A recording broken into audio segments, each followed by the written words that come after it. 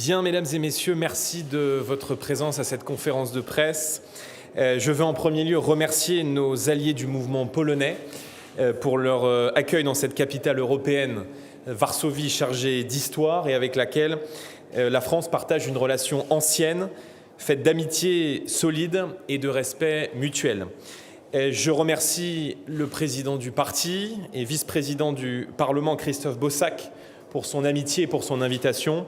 Et je remercie également Anna Brilka, avec qui j'ai l'occasion de travailler chaque semaine au Parlement européen, dans ce groupe qui est à la fois la troisième force parlementaire du Parlement européen et en même temps le premier groupe d'opposition à la politique de Madame von der Leyen. La Pologne occupe une place chaque jour plus centrale sur le continent et fera partie, à n'en pas douter, aux côtés de la France, de l'Allemagne ou encore de l'Italie, de ces puissances qui feront l'Europe de demain.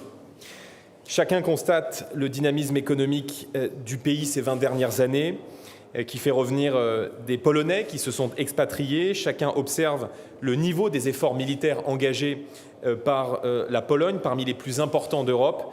Et chacun mesure enfin le renouveau de son influence dans les grands débats européens, qu'il s'agisse de la protection des frontières, dont celle où je me rendrai demain, de l'autonomie stratégique ou bien de la sécurité du continent.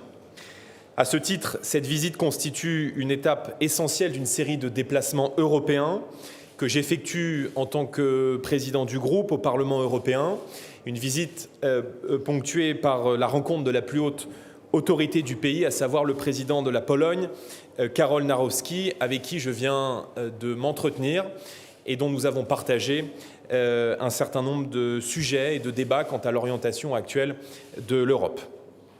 Permettez-moi tout d'abord, puisque c'est ma première visite en Pologne, de m'attarder sur quelques faits historiques. Au XVIe siècle, Henri de Valois, frère du roi de France Charles IX, fut élu roi de Pologne avant de devenir Henri III de France. Depuis lors, les liens diplomatiques, culturels et économiques entre nos deux nations n'ont cessé de se développer et de se renforcer. La cause polonaise, longtemps tiraillée entre les empires russes, prussien et autrichien, a toujours suscité une profonde sympathie en France, une proximité qui a atteint son apogée avec Napoléon Bonaparte dans ses liens avec la comtesse Waleska, comme dans la reconnaissance jamais oubliée du duché de Varsovie. La bravoure des soldats polonais dans la grande armée napoléonienne est légendaire. Les soldats polonais ont été les plus fidèles à l'empereur, lui restant loyal jusqu'à l'issue de la campagne de Russie, puis dans la défense de la France en 1814 et en 1815.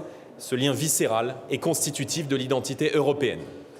Ce déplacement de 2 jours que j'effectue en présence de Fabrice Leggeri, qui a œuvré ici dans la capitale polonaise au siège de Frontex durant plusieurs années, est avant toute chose placé sous le signe de la mémoire. Nous avons eu l'immense honneur de rendre hommage, Christophe l'a rappelé, tout d'abord aux victimes du ghetto de Varsovie, aux juifs polonais victimes de l'une des plus terribles entreprises de destruction qu'ait jamais connue l'humanité. La population juive de Varsovie, emprisonnée dans cette zone et soumise à des conditions de vie inhumaines, offrira un exemple de courage inouï en se soulevant contre la fatalité, la barbarie nazie et contre l'occupant allemand. Le soulèvement du ghetto de Varsovie restera gravé dans l'histoire de l'Europe comme l'un des exemples les plus frappants du courage et de la résistance dont la vie humaine est capable. D'autre part, notre visite ce matin sur la tombe polonaise du soldat inconnu avec Christophe et Anna, inaugurée dans la foulée de celle présente sous l'Arc de Triomphe à Paris, est un rappel de la fraternité et du sacrifice qui unit les peuples d'Europe. Tous ces épisodes marquants viennent nous rappeler que la Pologne est donc un pays de premier plan dans l'histoire de l'Europe et dans l'histoire du monde. Aujourd'hui, la Pologne est incontestablement un allié majeur de la France en Europe, une alliance consolidée par la signature du traité de Nancy l'an dernier entre nos deux États. Parce que la Pologne est aussi une porte d'entrée de l'Europe, nous nous rendrons dans quelques minutes au centre opérationnel de Frontex, puis demain à la frontière biélorusse, là où les événements des dernières années nous ont rappelé à quel point ce pays, ainsi que son allié la Fédération de Russie, cherchaient à menacer et à contester les intérêts de l'Europe. Une menace multidimensionnelle caractérisée par l'incursion de drones russes dans l'espace aérien polonais, provocation du président Poutine, ainsi que la tenue récente à ce même lieu d'exercices militaires conjoints entre la Russie et la Biélorussie. Mais cette frontière est aussi l'illustration du péril migratoire, enjeu existentiel pour les peuples d'Europe, qui sera au cœur des prochaines campagnes électorales en France comme en Pologne. En me rendant à l'une des plus grandes portes d'entrée de l'Europe, je tiens à lancer un avertissement à tous nos concitoyens. Notre continent ne sera plus celui des Européens si nous ne mettons pas un terme au déferlement migratoire, à ces flux ininterrompus qui bouleversent nos sociétés, nos sécurités et nos identités. En exerçant des pressions sur la frontière polonaise depuis 2021, la Biélorussie a illustré à quel point la vie humaine pouvait être utilisée avec indignité comme une arme diplomatique pour déstabiliser les sociétés voisines et affaiblir l'Europe depuis l'intérieur. Face à ce danger, l'Europe doit protéger ses frontières extérieures, selon le concept de la double frontière. Et Frontex doit ainsi être réformée pour devenir pleinement une agence de lutte contre l'immigration illégale. Je sais que la Pologne est sensible à ce combat pour les valeurs et l'identité de l'Europe et qu'elle protège en toutes circonstances son identité nationale. Avec la Hongrie, la Pologne fut l'un des fers de lance de la lutte contre le pacte migratoire, puisqu'elle a d'ores et déjà annoncé qu'elle en refuserait l'application, s'opposant tout à la fois à l'accueil imposé de migrants comme aux amendes financières qui découleraient d'un tel refus. Si à l'occasion de l'élection présidentielle, les Français nous accordent leur confiance, la France rejoindra ces pays refusant cette immigration de fait accompli. La nécessaire coalition des formations européennes que nous représentons aujourd'hui pour lutter contre l'immigration anarchique a démarré, puisqu'avec le soutien des conservateurs européens, dont participe le mouvement politique du président polonais, nous avons fait adopter il y a quelques heures au Parlement européen le règlement Retour. Les avancées obtenues dans ce texte sont majeures: reconnaissance du délit de séjour irrégulier, allongement de la durée de rétention administrative, accord avec des pays hors de l'Union européenne pour des centres de retour et fin de l'effet suspensif des recours administratifs. Même si ce texte ne résoudra pas tout, il constitue un préalable et démontre notre capacité à nouer des alliances de rupture aptes à influer sur la vie politique européenne. Ce travail fécond peut demain, nous le croyons, déboucher sur une nouvelle architecture européenne, fondée sur la puissance et la protection des frontières.